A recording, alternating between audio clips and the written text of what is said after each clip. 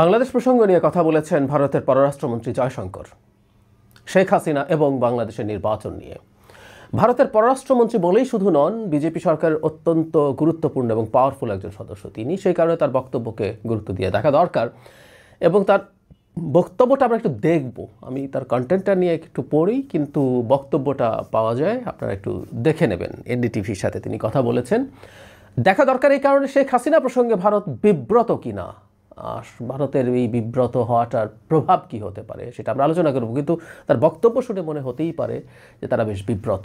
আমি আসছি, নির্বাচন নিয়ে আগে কী বলেছেন সেটা বলি। তিনি অতীতের বিষয়গুলোর উল্লেখ করে বলেন, আমরা যা শুনেছি তা হলো বাংলাদেশের মানুষ, বিশেষ করে এখন যারা ক্ষমতায় আছেন, তাদের আগের নির্বাচনগুলো কীভাবে পরিচালিত হয়েছিল সেটা নিয়ে সমস্যা ছিল।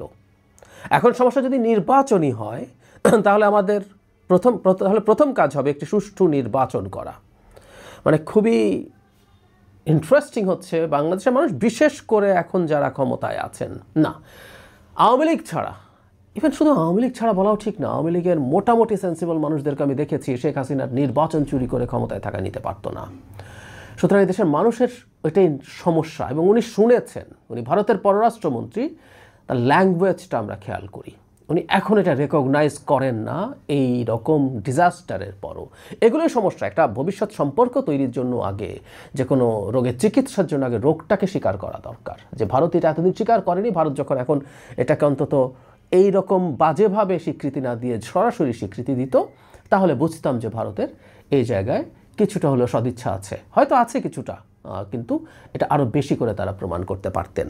তারপর বলছেন, আমরা বাংলাদেশের মঙ্গল কামনা করি, আমরা মনে করি একটি গণতান্ত্রিক দেশ হিসাবে যে কোনো গণতান্ত্রিক দেশের মতোই বাংলাদেশ গণতান্ত্রিক প্রক্রিয়ার মাধ্যমে জনগণের ইচ্ছার প্রতিফলন ঘটাতে চায়।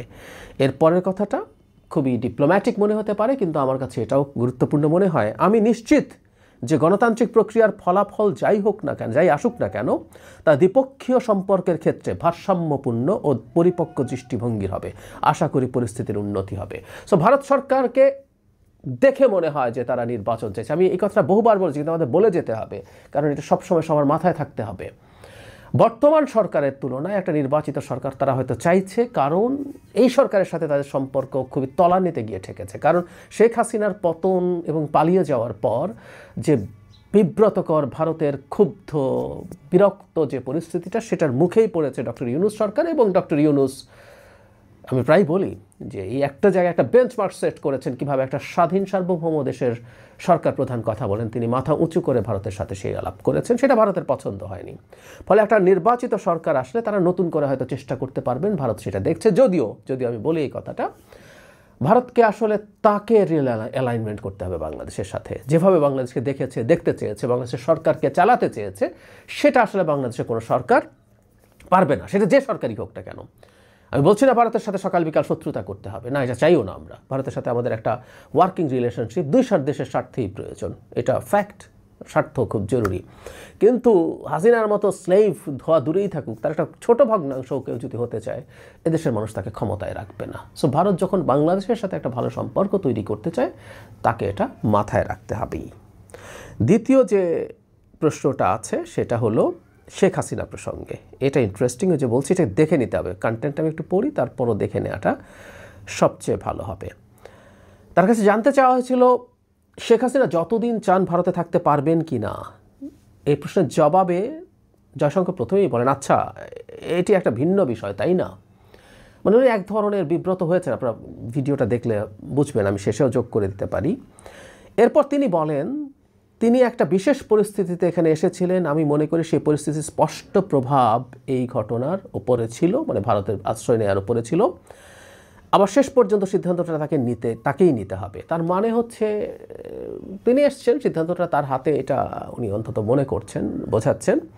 কিন্তু জয়শঙ্কর প্রশ্ন শোনা এবং জবাব দেওয়ার সময় ফাম্বল করছিলেন, এটা একটা খুব গুরুত্বপূর্ণ ব্যাপার। উনি প্রস্তুত ছিলেন না এবং এই প্রশ্ন ফেস করাটা ওনার খুব স্মার্ট হয়নি। Is a very smart guy, আমরা তাকে অনেক সময় দেখি, এবং ভারতে অন্তত বা অন্যান্য অনেক জায়গায় তার জবাবের অন্তত খুবই প্রশংসা আছে। যদিও আমি পররাষ্ট্রনীতি ভারত যেটা নিচ্ছে, এটাকে আমি ভয়ঙ্কর রকম ফেইল্ড একটা পররাষ্ট্রনীতি বলে মনে করি। তার দায়িত্ব জয়শঙ্করকেও নিতে হবে, কিন্তু ওনার এই কথাবার্তা, জবাব, ইন্টারঅ্যাক্ট করার প্রশংসা আছে। উনি ডিপ্লোম্যাট ছিলেন এক সময়, তো সেটা একটা রিফ্লেকশন আছে। কিন্তু শেখ হাসিনা প্রসঙ্গে তার এই বিব্রত হওয়াটা বোঝা গেল। তার মানে আমি যেটা বলতে চাইছি, শেখ হাসিনার কনভিকশনের পর, শেখ হাসিনার কনভিকশন নিয়ে হালকা একটু সমালোচনা আছে যে তার পক্ষের আইনজীবী যথেষ্ট সঠিকভাবে সিনসিয়ারলি ফাইট করেছেন কিনা, তার সে যোগ্যতা অভিজ্ঞতা ছিল কিনা। এসব সমালোচনার পরও তিনি কনভিক্টেড একজন আসামি।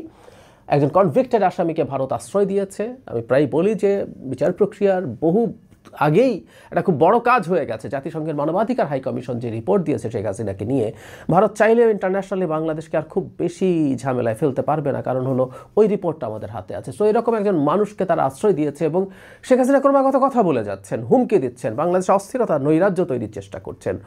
এই ধরনের প্রবণতা আছে। আমি এই ঘটনার পর শ্রীরাধা দত্তের রেফারেন্স দিয়ে বলেছিলাম তিনি শেখ হাসিনা বাংলাদেশে সংঘাত উস্কে দিতে চাইছেন, বিশৃঙ্খলা তৈরি করতে চাইছেন, এটা প্রকাশ্যে উস্কানি দিচ্ছেন, এগুলো তিনি পর্যন্ত বলছেন এবং সেটার কিছু রিফ্লেকশন দেখা যায়। আমাদের মনে থাকার কথা, রায়কে কেন্দ্র করে কিছু ঘটনা ঘটেছে, কিছু গাড়িতে আগুন দেওয়া হয়েছে, মানুষ মারা গেছে, সেগুলোকে তিনি ইন্ডিকেট করছেন। সুতরাং ভারতের এটা একটা বিব্রতকর পরিস্থিতি আসলেই আছে।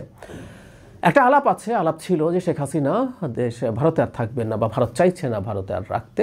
ভারতের ফেভারেবল কোনো ছোটোখাটো দেশ, অনেক বেশি দেশ আসলে তাকে আশ্রয় দেবে না। শেখ হাসিনা আগে চেয়েছিলেন ব্রিটেনে বা ইউরোপের কোনো দেশে যেতে।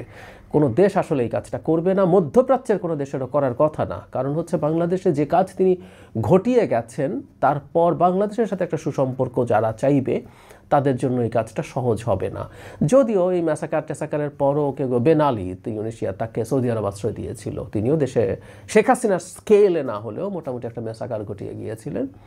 তো শেখ হাসিনার ক্ষেত্রে অন্য দেশগুলো, মধ্যপ্রাচ্যের দেশগুলো, ইউএইর কথা শোনা গিয়েছিল, তারাও ডিসঅ্যাগ্রি করছে এবং করারই কথা, এবং আমরা এই জায়গায় শোরগোল অব্যাহত রাখবো।